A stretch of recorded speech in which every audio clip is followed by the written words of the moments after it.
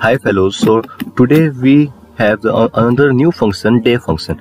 A day function is used to extract the day from a specific date. So the Excel day function returns the day of the month as a number between 0 to 31 from a given date. That means the Excel day function will be extract the day from the given date. Extracted the day from the given date. Here is some example. The date format is DD and YY, month, day and years.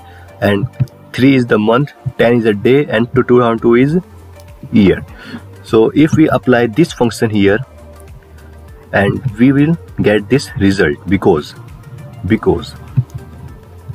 10 is refers to day, and this is a very simple function. Equal and write the day braces on and give the cell address of this cell and bracket close and hit the enter button. You will get this result.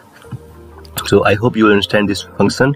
Let's get started So welcome back to our spreadsheet. So you have to we have given some dates over there, and we have to extract days from these specific dates. If we use left function and use the 2 from the left, it will return 44. 44 is a not valid answer. So we have to use the day function over there and give the cell address and hit the enter button. It will returns to the 2 because this date has 2 day, मतलब कि 2nd of May. So 2nd of will be extracted.